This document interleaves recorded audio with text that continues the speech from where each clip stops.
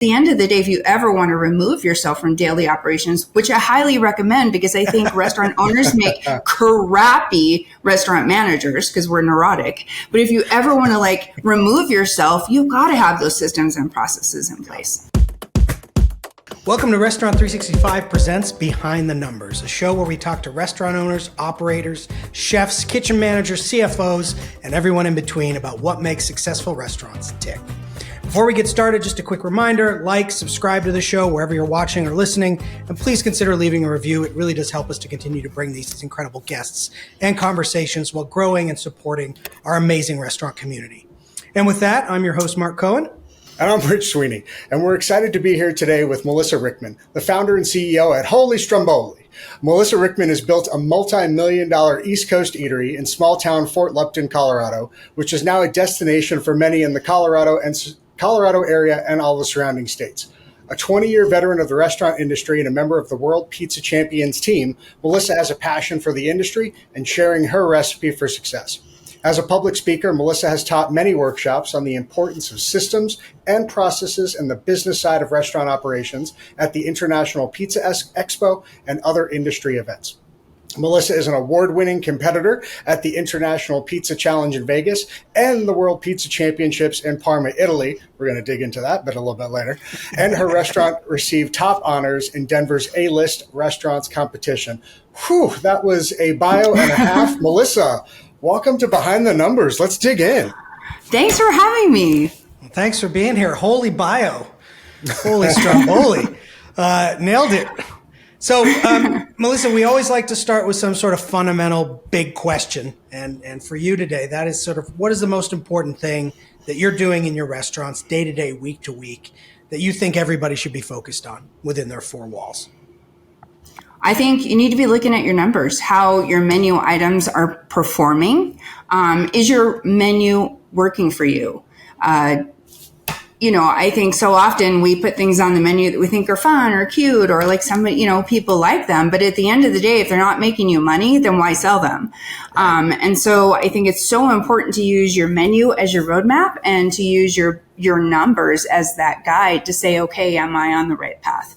Well, you are on the right podcast then. Let's talk about some numbers. All right. How many locations do you have?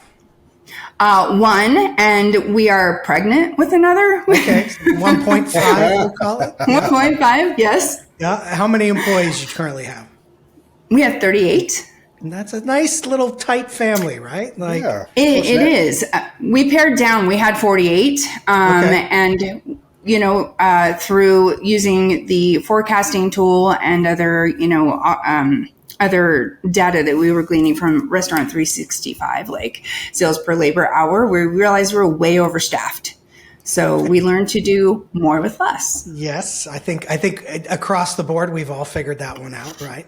And so what's the pregnancy? What are we working on right now? What's happening in the Holy Stromboli family? I want to make some kind of a pun about a Stromboli in the oven and a bun in the oven. And then Strombolis per labor hour being the KPI. The title, yeah. Right. SPLH, sure. Okay. Well, we have a cannoli in the oven, I guess you would say. Okay. So pizza has always been my passion. That was my life stream, and gelato has always been Eric's passion. And so we had the opportunity to purchase the building across the parking lot from us. Used to be a Pizza Hut, iconic with the roof and everything. Wow. And there were a few reasons we made that decision, but we were going to lease it out. And Eric said, I really have it in my heart to make artisan gelato like they make in Italy.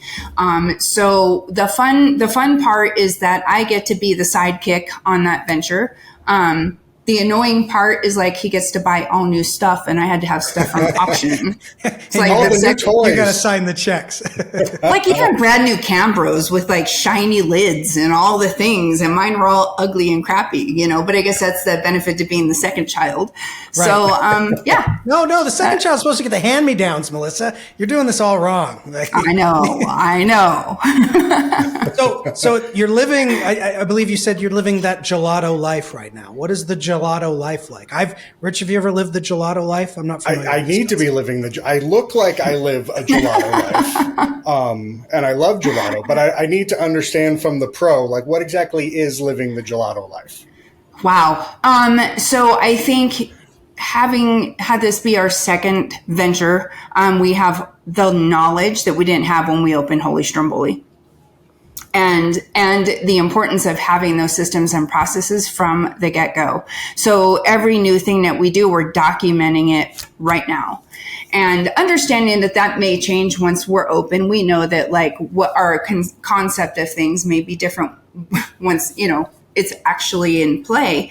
But building out recipes in R365 right away, instead of like, oh my God, this little Rolodex I have of recipes isn't working. I need to now transcribe everything. So we are so blessed to have the structure that we have in place now, because I think it's going to be a breeze to like take what we know from Holy Stromboli and build that into Holy Cannoli, actually is what it's called.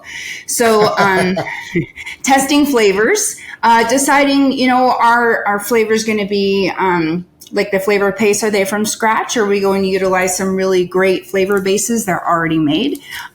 Deciding how much of a scratch kitchen we're going to be, how much of the baked goods we're going to make on our own, testing those recipes and testing the processes, purchasing equipment.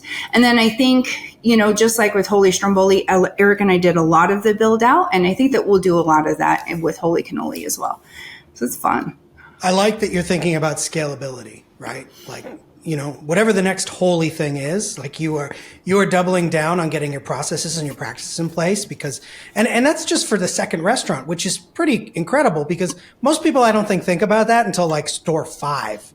And then they look back and go, oh, right, we should have been thinking about this. I always tell people that, like, think about your, even if you're not going to get to 20 stores, have the mentality that it could happen, and future-proof all of your systems, not just your tech stack, but your processes, your procedures, all of that stuff is so critical to being able to scale. So kudos to you. Thank you. Or even a step out of your business for a week or 2 weeks. I mean, unless you have those systems and processes, you're still going to come home to some, heartache sometimes. But at the end of the day, if you ever want to remove yourself from daily operations, which I highly recommend, because I think restaurant owners make crappy restaurant managers because we're neurotic. But if you ever want to like remove yourself, you've got to have those systems and processes in place. There's no way. Absolutely. You got to be able to have that framework. The hardest thing to do, I think, especially if you own your own place at first, is like the first time you try to step away. And I don't have kids, so I can't fully relate it to that. But everybody tells me it's like the first time you leave your kids with the babysitter, right? Like you just want to check in constantly, know what's going on. And then you get to that point when you're like, God, I can't wait to go on vacation away from the kids. So, it's kind of like that same idea. But I agree with Mark, the idea for thinking ahead for that scalability, not only in the branding, spot on, chef's kiss for that. But, those tools, those practices, being able to have those things set up from the beginning is just, I feel like you really are leaps and bounds ahead of so many other folks that are trying to get the business grown, and then they're like, oh, I should probably like sort this all out. You guys, I think, are really doing it the right way. Well, thank you. I appreciate that. I think we realized after opening Holy Stromboli, like, holy cow, we don't have time to do those things now, because we're actually good at what we're doing and we're too busy. And trying to do it, after you get busy and after you're successful is so rough. And we thought if we're going to scale the, Holy brands at all, then we need to do it all on the front end, so I'm pretty excited about it though. Feels good. I think in post, we're going to add a little holy counter to this episode. Every time we say holy, it'll just tick up. So the fact that you are able to step away from your business and confidently know that you've got the right team in place, you've got the right tech in place. So that has allowed you to, where do you go to learn about gelato? Like, you don't just jump into opening a gelato store. Is there a school? Is there a university? Well, there are schools, Carpigiani, the guys who make the gelato, equipment that we purchase, they offer schools online. You can go to Italy, you can go to Florida. I happen to be very fortunate that I have a lot of friends in the Italian industry, in the Italian world, pizza. And one of my great friends, Anna Crusit, she owns Mercurio's Pizza. They're out of Pittsburgh. They have a gelato production facility. And then they are now wholesaling it, but they sell it at their other 3 stores, I think. And so her folks founded that business like 27 years ago. And because Eric and I are we just don't like to do anything half-ass. And so we've done all the research on gelato production and, what are the best methods and what's the best equipment. When I reached out to her and I said, hey, we would love to come chat, like just come take your class, which she charges quite a bit for. She said, you guys are so far ahead. She's like, I don't think you get anything out of it. She's like, come make gelato with me for a day. Come scoop gelato with me for a day. And you'll learn all the things that aren't in the textbook. And so that's what we did. And it was things from like, there are cues that the machine makes to you for you to know to do the next thing. Like you can tell when the gelato mixture, the base starts to freeze. You're like, oh, it sounds different. And their guy, Lucas, who makes it every day, is like, okay, listen, do you hear that? And we're like, yeah. He's like, okay, now it's time to kick it over to extraction. And so it was like, wow, we would never have learned that, at Carpigiani's class, I don't think. And to physically have hands-on and do that was so amazing. So I feel so blessed to have those connections. That's what I love so much about the pizza industry, is that willingness to help each other, because I think we all want to succeed. So yeah, that's where we learned. I love that community side of it as well. But I mean, Gelato Life, Gelato University, where's my gelato invite to come, kind of crash this party? I got to come hang out. You know where we are, and we need taste testers. There's one caveat. Every container of gelato has a QR code on the lid, and you have to take a survey. You have to tell us what you liked. So it's not like, oh, that's yummy. It's like, okay, how was the texture? Was it, strawberry enough, and all those things, because we really want to collect that data. I also think this is the important thing. I said to Eric the other day, I said, we can make the very best gelato that money could buy. But we also need to look around and say, will people be willing to pay for the best gelato money will buy? Because I bet you anything, you put like a really good, solid gelato in front of somebody and they're going to love it. Versus like, okay, we are doing all the things and it's the very, very best. Are they going to appreciate that? Or are they going to appreciate a more moderately priced product? And so I think that's finding the balance is going to be crucial. Goes back to looking at those numbers. Yeah. And there's one other thing too in there. I already know, but you keep mentioning Eric. Who is Eric in the Stromboli universe? He is the CFO, the analytical half of us. And, really the driver behind bringing our 365 into our house.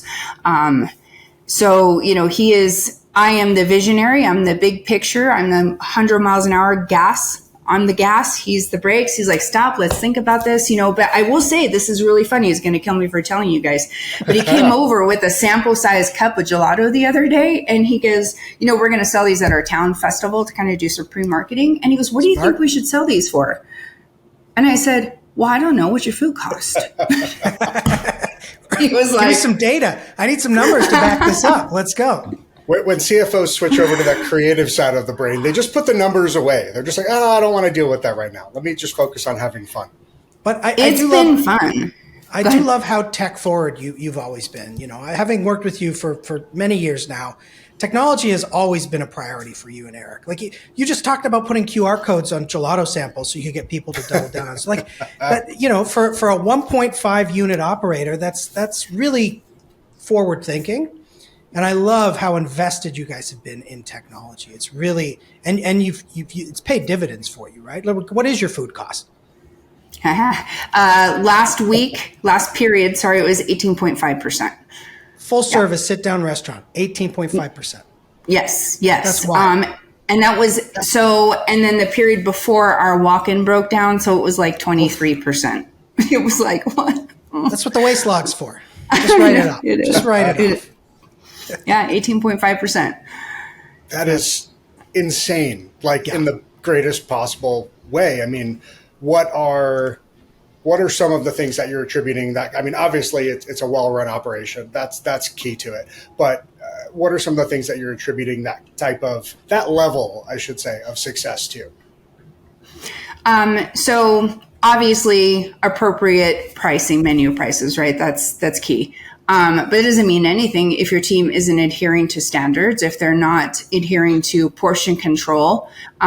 We scale every pizza for cheese to make sure that, every 10-inch pizza is 4 ounces and every 20-inch pizza is 12 ounces. And there's no ambiguity there. Every team member knows what's expected.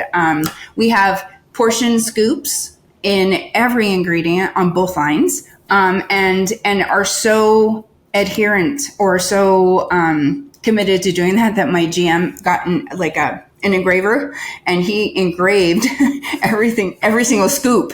Every spoodle has an engraving on it. Yeah. And every night they're to lay them out on the bench where they go to make sure they're all there. And then it's doing those line checks in the morning and make sure that everybody's on top of it.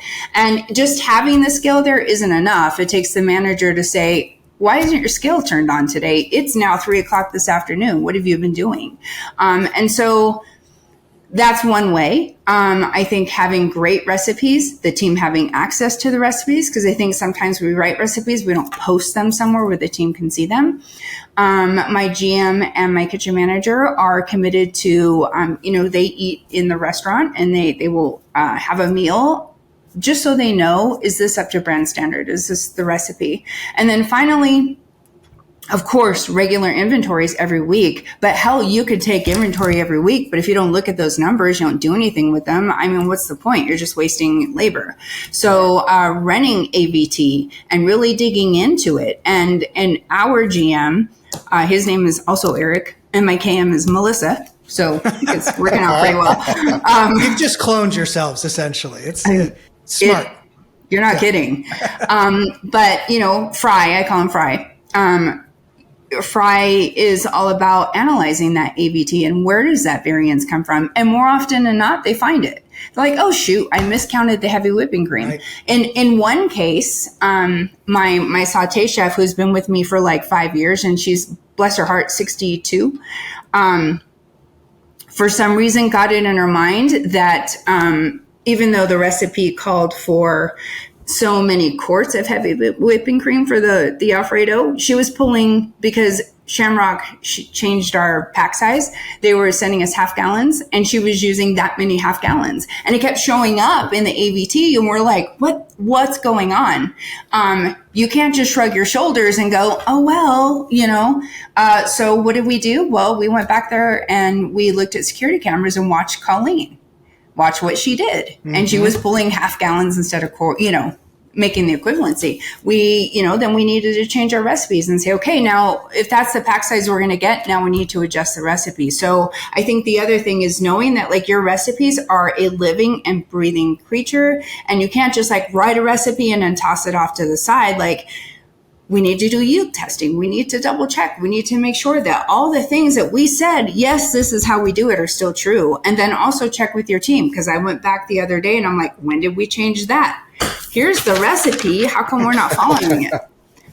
So, it's just really having a hands-on approach to that. And I think when we talk about being owners of restaurants and what our role is, it is certainly not making pizzas. I will tell you that's a lot of fun and I love it and I miss that, but that's my job, right? Running a business. Yeah. I mean, yeah. I want to go back to something you mentioned, because obviously taking inventory is super important. I love that you've got a camera system in place. If anybody listening, that thing will pay for itself hand over fist. I feel like a good, whether it's theft or whether it's, what you encountered, somebody using the wrong pack size for making something. But you talked about portioning, not just prep wise, but on the front of the line. And I feel like that's a place that gets missed all the time, right? That expediter just grabbing a handful of something and throwing it on a plate. I feel like that's always overlooked. And portioning, I feel like, is the last place we look when we're having food costing issues. And it really should be the first. Absolutely. And if your team is using this as their portion control device, right. I have big hands for a woman. If I make your house salad, you are lucking out. But if one of my services, you're going to get ripped off. So, yeah. And so how do you stay consistent across your teams when you're trying to get them all to be, to understand everything you just talked about, right? How do you clone yourself, essentially? you can't clone yourself. But I think that you have to, for one, as a leader, you have to invest in your managers and they have to understand your why. As a leader, it's really hard to get the whole team to know my why, right? 38 people, we're not all there at the same time, but my managers understand exactly why I'm neurotic. Why are we so particular about how much cheese goes on a pizza? Well, here's the reason, because my dough ball is only so big and I run a thin crust New York style pizza. So you can't put that much stuff on it. It's going to be soggy. You think that you're hooking up the guests, but you're really giving them a terrible product. And when you explain to that degree, when it's not, well, it's just because I said so, that's why this is important, but this is why it's important. And I also think empowerment is huge. And I was definitely one of those owners that would complain about my managers not looking at the restaurant through my eyes and not doing the things I wanted them to do. But I was also behind them like, did you do that? And did you do that? And if I asked them to do something and they didn't do it in 32 seconds, I was all over it. And I burned through a lot of managers that way because they were like, if you just want to do it, you should do it. Why am I here? So I think that's it. And when you give your managers the ability to own it, when they have a roadmap, when they understand your expectations, then they get to look at that operation as their own. My GM, Fry, often says, my restaurant will always look like this. And I'm like, I love that. Yes, I want you to call it your restaurant because it is your baby to run, right? I just kind of give you the guidelines. Yeah, I mean, that empowerment.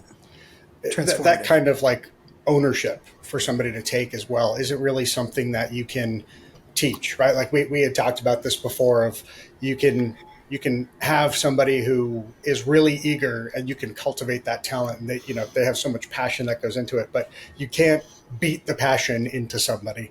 You can only just kind of cultivate what's already there. I mean, what do you attribute to being able to find passionate folks who are willing to buy into the holy gospel of, there's another holy count, the holy gospel of what you guys are preaching with Holy Stromboli? I mean, where do you find those kinds of folks with where you're at?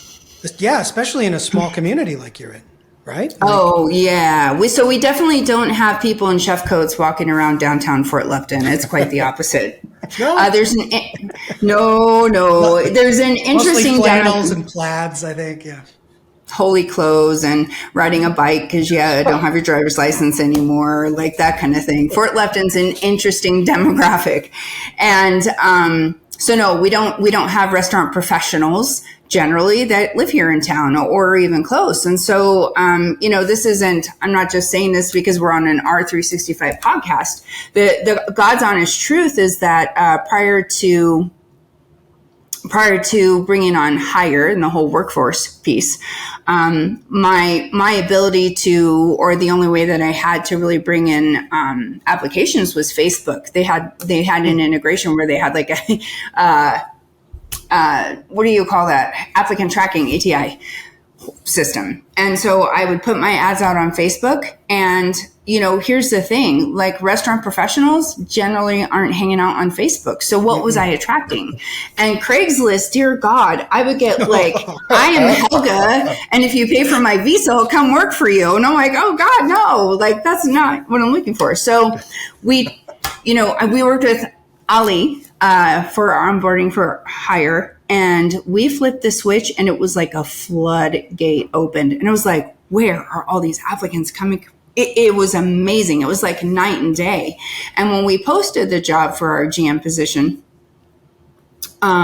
I could not believe the number of applicants that came in that were super qualified. And that had not been the case before. Before I was like, gosh, maybe I have to promote from within. Well, this person managed, wasn't even a restaurant. Maybe I could turn her into a restaurant manager or whatever. But this last hiring cycle for GMs, I literally had 8 qualified applicants. And we went through the most arduous application process, like interviewed each of them 2-3 times, really put them through it. And it was, I was like, I feel like a big kid now. Like we actually have access access to people that, a lot of the bigger chains and independent operators do. And I, not to be a commercial, but it's really how I feel. Restaurant 365 has given Holy Stromboli the ability to operate with the big guys, access to a hiring page. And I couldn't afford to put jobs on Indeed because I'd, spend $200 and get a bunch of, baloney, let alone Glassdoor or anything else. So to be able to it's like this megaphone and, wow, just a game changer for us. Love it. Yeah, it's like such a great thing to, especially from somebody like you who I get to see at different events and things like that, kind of in the industry. To hear that is just kind of like a great reinforcement for the platform. And obviously that food cost, that is just blowing my mind.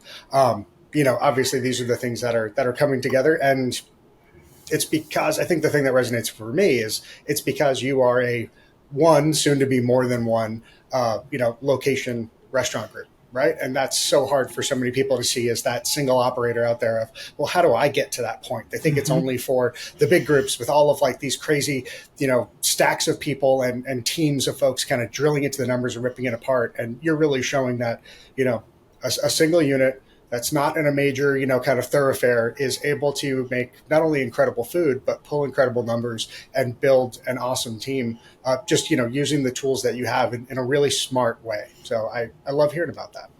Well, thank you. Thank you.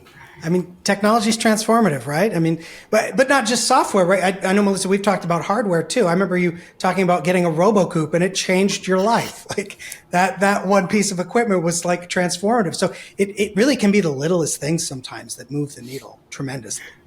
Oh, for sure. And just things like all of our libations menus at the restaurant are on iPad. We use a product where we can upload our menu. It's dynamic. We can change those prices at will if something's out of stock. And I mean, the old days, my newspaper menu was still on paper. But like the old days of having, that how alcohol vendors are always out of stock, always changing prices. Things fluctuate so much. Mm-hmm. Having that ability to change and be nimble like that is a game changer. And if I wasn't so married to my newspaper menu, I might do that for the food menu. But it's that technology. There's so much at your fingertips, so much available to you to help you operate at that next level. And it really just enhances your ability to be not just a good operator, a good employer, a good community member, and just embrace it. I like the word you use, nimble. Allows you to be nimble, which I think that's a tricky line to walk, right? That's hard to get right. Let's talk about your menu engineering a little bit, because you're doing something that I thought was fascinating. You're not pouring through spreadsheets and doing all this analysis on it. You've got a little helper. You've got somebody helping you figure out how you should price some of these libations we talked about. Ah, yes. Massimo, my buddy, Massimo. So, I, in doing this last round of menu engineering, there were some realizations for me that there were some products I couldn't do without. We've talked about that, my pasta sheets. Yep. And I wasn't willing to sacrifice the quality, but they were expensive, and they got more expensive because we proactively add tariffs onto things that really didn't even need a tariff yet. So, it come to find out I have a 30% increase on pasta sheets, and they go into a couple of appetizers. I also have a ceiling of how much I can charge for an appetizer. Right. So like $19 Italian nachos, that's kind of ludicrous, right? But that's where I'm at. And, so I started doing the math. I was running the numbers. I'm like, you're going to get crucified on these nachos. But then I started thinking, now, wait a minute. There's some math around this whole scenario. Like I sell 3 times more garlic knots, 3 times more ravioli, 3 times more X than I do nachos. So what is the math that tells me that if maybe I took a slight increase on the nachos, do I sell more of the other more profitable items to make up for that? And does it really matter? Like, Melissa, you're having sticker shock over this one thing, but really, how much of it do you sell? And at the end of the day, you're taking dollars to the bank, not percentages. So I asked Massimo, I said, here's all my sales reports. Like, this is appetizers across the board. Here's my food costs on this item. And I fed him all of this information. But keep in mind, he already knew my whole menu because I uploaded it. He knows my recipes because I uploaded them. I fed him. He went out to the internet and pulled my reviews. He pulled all the information about Holy Stromboli, but also has our mission statement and all the things. So he's like this business coach. And I said, what should I do about this nacho debacle? Like, and I asked him the same question I just posed to you. Do I sell enough of the other things? And he came back and he said, look, raise the price $1 and extrapolated it over a year. He said, if you increase that price by $1 and sales stay consistent of that one item as well as the other items, it'll be a wash. And I was like, I would never have known what that math is because I'm not the CFO. Well, and to be clear, Massimo is not an Italian business consultant. He's an AI chatbot, right? Yes. We might have failed to mention that, everybody. I was waiting to see when that was going to come out, especially when you were like, yeah, I fed him this, and then he went out there and he found it. Yeah. Yes.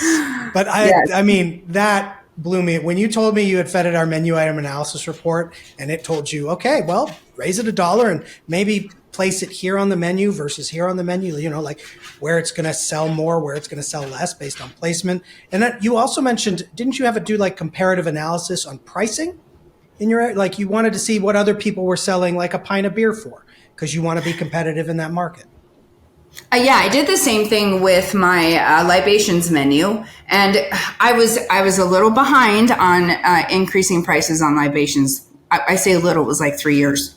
And so my pricing was really stale. And when I looked at my menu item, analysis, R365 was like, hey, you dumbass, like your pork cost is out of whack. What are you doing? And I'm like, oh my gosh. And in some cases I needed to take a $3-4 increase. And I'm like, that was my fault for waiting so long.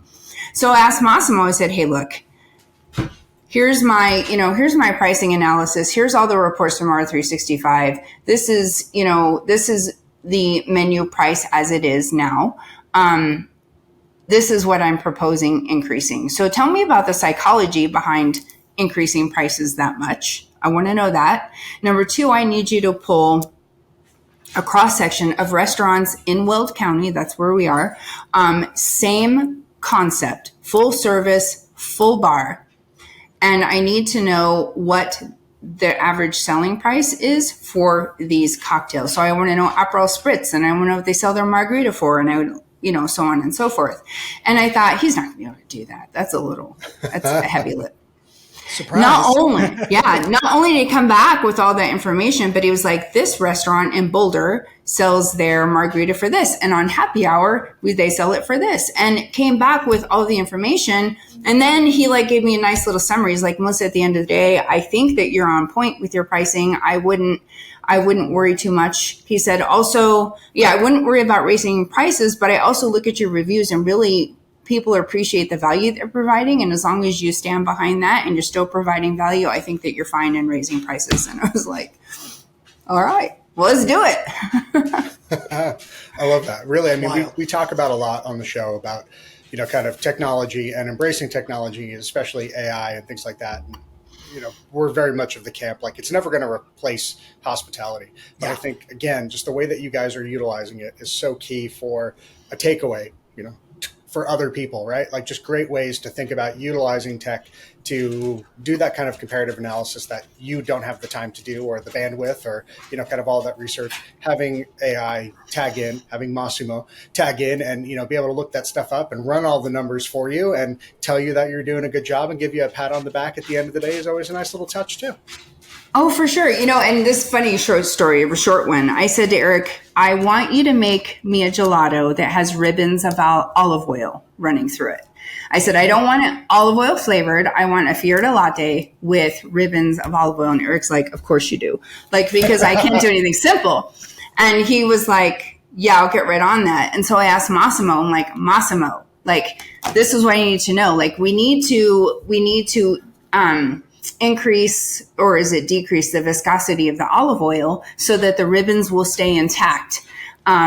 And I need to know, like, at what temperature would we add that, or how would be the process? And he came up with this whole recipe. He's like, oh, that's a really great idea. He's like, maybe if you like blend the olive oil with some white chocolate, it'll give it more viscosity, and maybe it will hold its form, or you should try this. And I'm like, wow. So I was like, here you go, Eric. There you go. You can try that. There you go. I came up with this in my sleep. Just knock this recipe out for you. No problem. That's amazing.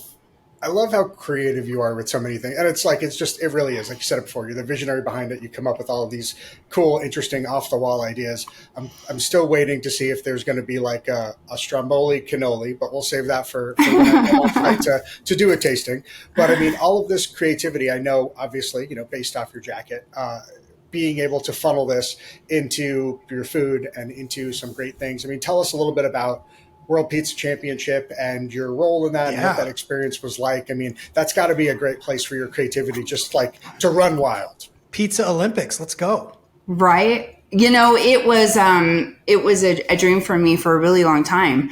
And I had known about Pizza Expo, but not the team, for a really long time. And I had said to Eric, even before we opened the restaurant, I said, there's this whole expo dedicated to pizza. There's this like Joe Carlucci and Tony Gemignani guy there. Like they do acrobatics, and we have to go. So we go, and I see these guys, and it was mostly guys at that time, walking around in these chef coats with their names on the back, like football players. And I was like, what? Who are those guys? And at the end of the show, they have the pizza block party, which is like the acrobatics finals, and is a big deal. And it's emceed by this guy. And I'm like, this is like superstardom of pizza. Like, I didn't even know this was a thing. And so I'm watching all of this happen. And there's at that time, like 20 guys, Tony Gemignani, Joe Carlucci, all these like superstars in the industry. And they're doing this big show at the end. There's a DJ and all the things. And I looked at Eric and I said, I want one of those jackets. And he said to me, I believe you. I believe you. So 10 years go by.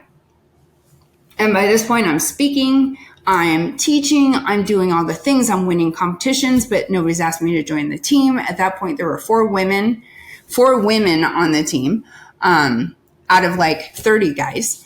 And I was sitting at the back of the room that year at the big show. And I was like, you know what, Melissa, you have to be okay with the fact that maybe you're not a world pizza champion. You're not that kind of material, that they're not going to ask you, but look at the life, the business that you've built, the career that you've built. You're respected in the industry. And I think that's what matters. And I drank my whiskey. And then, but wait, there's more. Yes. Yeah. Christmas Eve, 2018. My phone rings and it's Tony Gemignani. And a lot of people have his phone number because he's just that guy. Call me if you ever need anything. And so caller ID came up. I'm like, Tony Gemignani's calling me. That's weird. I wonder what he wants. The godfather of pizza. Yes. And my son was in the car with me and he was on speakerphone. He's like, hey, Melissa, how are you doing? I'm like, oh, yeah, I'm great. And he's like, the guys and I have been talking about you. The things you're doing for the industry are just amazing. Want to know if you want to join the team. And I'm like, what? And I was like, oh yeah, sure. That'd be great. And I hung up the phone and I was like, what just happened? And it was such a pivotal moment in my life. Because I will tell you that you would think that once you made the team, you would feel like, I'm a superstar. I'm great. But you actually don't. And I know a lot of us feel this way. You join this team of like super high performing individuals, the most successful pizza makers in the world. And all of a sudden you have this imposter syndrome and you're like, what am I doing on this team? I don't even belong here. That was part of my journey to realize I did belong there. Like Tony Gemignani doesn't go around asking dumb people to be on his team. Like, oh, you suck. You want to be on my team? And that's the advice I give other people who make it on the team. Like, you belong here. We all do. And for me, it is such an amazing honor, I think, because we get to influence this industry in a way that brings it to light as a career option. Like, pizza making doesn't have to be something that you did when you were in college before you got a real job. Like, being a pizza maker can be a real job. Owning, operating a restaurant is a real job. And yeah, I think it's time for us to take ourselves more seriously as operators, as restaurateurs, as restaurant employees, to say that this is a viable career option. Amen. Yeah. Right? And this doesn't need to be something you do because you can't find something else. And I love that opportunity within the team to do that, to be the voice of that. But also, I love the impact that we have on the industry, that people who come to me who want advice or come to my seminars come back to me later and say, I did what you said and it worked, you know, and that for me is so meaningful. That's my favorite part of being on the team. That and the jacket with your name on the back of it, right? Oh, that is so badass. Oh my gosh. Oh my gosh. Like, I was like a kid when my jacket came in the mail before the show, and I was like, oh my, I wanted to wear it to bed. I was like, this is so amazing. Yeah, well, you only really can do that once before you start cooking in it, and then you're like, no, that's never going anywhere near my room. Back in the cellophane, back in its packaging. Yes. But you know, I wouldn't be here if I hadn't understood that there was a career path in this industry. Rich wouldn't be. You know, Same. like you're right. We don't do a good job as an industry as showing that long tail, right? Like, you can have a career in this industry. There is a path forward if you're willing to work hard and learn and be nimble. All of the things we've talked about. But yeah, I think we just, as an industry as a whole, we could be better there for sure. And I think sometimes it comes from us as independents, as operators. You know, I often say, like, we have to be professional. We don't get to run around like a chicken with our heads cut off, because then everyone else does. We have to take our businesses serious. And if we don't, nobody else will. And so if we're not, Eric and I have always operated Holy Stromboli as a business that we were going to sell. Whether we ever do or not isn't the point. But you're not going to buy a business when you don't know what the numbers are. You're not going to buy a business if you don't know if it's profitable or if it's sustainable, or, you know, you're not going to buy a business in where if Melissa doesn't show up, nobody else is coming either, right? Like, I can't. The point of failure. Yeah, not going to work. Yeah. And so I think that's the key. And that's also, you guys know how many restaurants fail because we don't take it seriously. We don't realize that we're running a miniature production facility. Like, could you imagine if Steve Jobs was like, I don't know how much this thing costs, but the dude down the street selling phones, he sells his for this much. So I think that's what I'm going to do. Like, he didn't know what his raw goods cost or his labor. Are you insane? But as restaurant operators, we're like, that pizza down the street sells for 10. Yeah, that'll work. Yeah, it's an emotional industry, but it shouldn't be, right? Like, you need to back it up with some science for sure. Science and numbers. Sure. Yeah, you got to be able to take a half step out and look at it objectively. Because otherwise, like you said, you're just putting on menu items that you want to eat that you have no idea how much they cost, and you're like, but it's so good. Why wouldn't I? Why aren't I making any money? I don't get it. Yeah. Well, I realized I asked you for a big number, and we didn't share it yet. I want to know. So dough balls are sort of the heart and soul of your kitchen, right? This is something you make every day.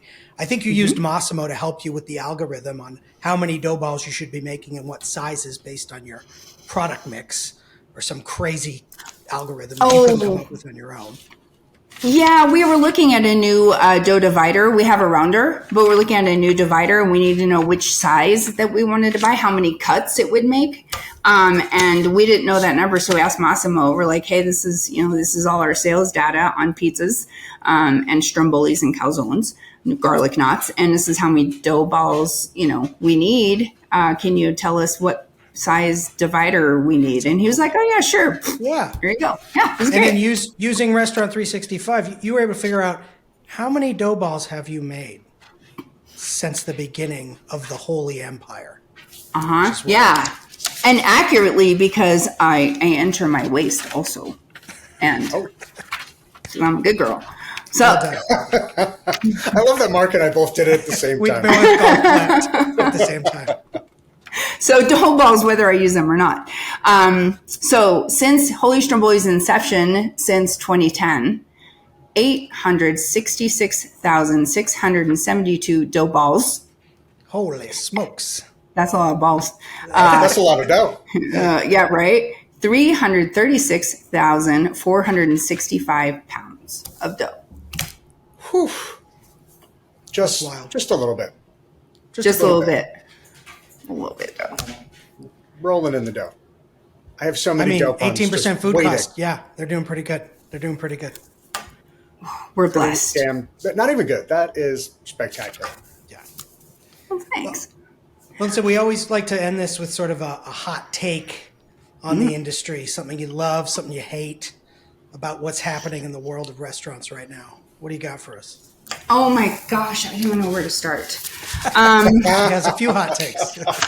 I do. There's just one in particular that has really been important to me from day one. And I think that we as operators need to remember that we are responsible for the guest experience, always, 100%. And if we don't use our menu as our roadmap and we just say yes to anything, then we're opening all kinds of cans of worms, whether that means consistency, if that means I don't know what my food cost is because I use the open food button because Joe wants whatever he wants and we're just going to do it. Like, I get that the Applebee's of the world and the chains find it okay to do that. But for me, look, I have a menu. This is what's on it. This is what I've proven that I can produce for you time and time again. We know how to do it. We know how much to give you. It will be consistent. Like, you want to ask me for something that was on my menu 10 years ago? Hell, I don't remember. And my team wasn't here. So, like, I literally had a guest want scrambled eggs in a Stromboli on a Friday night. And I'm like, that is all. No. And the chain of holy nolly, and the server rang it in, and the whole nightmare that ensued after that on a Friday night. And so my biggest pet peeve in the industry and the trend is that we shouldn't be restaurants. We should know what we do best, and we should provide that experience. And saying no is not a bad thing. Maybe we should say, let me find a way to make that work for you. But we don't always have to say yes, especially when it damages the experience of the guest. But also think about your team. When we're just always throwing curveballs at our team, we say to our teams, follow the recipes 100% of the time. And then the scrambled eggs come back on the KDS and they're like, oh, I'll have a recipe. Are you just going to tell me like, yeah, I'll just figure it out? Right. And then the guest gets it and they don't like it and they send it back. And it's like, well, you invented your own menu item. There's nothing I could do about that. They write a terrible review online. Why did they put scrambled eggs inside of my Stromboli, even though that's what I asked for? Or they come back the next time and the next person says no, and then they're pissed. Or the next person says yes, and the next cook is like, oh, I think I should put 6 eggs in the Stromboli, and the guy last time only put 3. Like, and I think we're so afraid to say, hey, look, that doesn't work. And I think it's a great idea, but it's not on the menu right now. We're just kind of advocating responsibility. And we're going to say, okay, whatever you want. And then, but what about the business? What about viability? What about reproducibility? Is that a word? Or profitability? And I think also I would like to see more operators, especially in the independent space, stop being afraid to be profitable. Damn it. That's why you're here. No kidding. Like, this isn't a hobby. This isn't a charity. You're here to make money. And as long as you take care of your team, your community, and your business, damn it, don't be ashamed that you can drive a nice car. Drive the car. Drive Preach. the car. Yes. I love the hot take. No more restaurants. No more restaurants. I need that. Please tell me you're going to have that as merch in the restaurant. Yeah. Or like not even in the restaurant. You just sell it at some online Etsy store. Randomly, but like that is, sign me up. I wear either an XL or a double XL, depending on the cut. All right. Perfect. And you've inspired me I have a new hot take, the open food button. No, please no. Get rid of that. If you have an open food button, please delete it immediately. That's my hot It's the bane of everyone's existence, except for like that server that writes in a novel and then the line cook who has to read it. And it's just like, what on earth? Oh my God. And you ever want to see Eric get hot? Like let those show up in the DSS. And he's what the hell? What is this? I'm like, oh, he's pissed. Well, Melissa, I really appreciate you joining us today. This has been an awesome conversation. If you want to connect with Melissa, she's on LinkedIn. Of course, you can find Holy Stromboli whenever you're in Fort Lupton, and of course, across all social media and platforms. And keep an eye out for Holy Cannoli coming soon. Get your gelato on. Can't wait. The entire Holy Trinity of, Stromboli, cannoli, holy ravioli. Just trying to think ahead. The Holy Empire. The Holy Empire. Holy Pasole. Oh, that's going to be like a fusion. We're entering different culinary markets now. I like it. We're crossing over. I like it. So, Melissa, thank you again so much for joining us. Thank you, everybody who is listening at home. We hope you have a great shift, a great week, great quarter, wherever you are, wherever your restaurant may be. And don't forget, if you've got time to lean, you've definitely got time to listen while you clean. So like and subscribe everywhere. All right. It's a good one. You can listen to us on YouTube, Spotify, Apple Podcasts, wherever you listen. Follow us across all social media on LinkedIn, Instagram, Facebook. And of course, you can always visit us at restaurant365.com. Melissa, this was a blast. I had wholly an amazing time. I had a wholly great time. Thank you guys for having me. I wholly appreciate it. Thanks, everybody.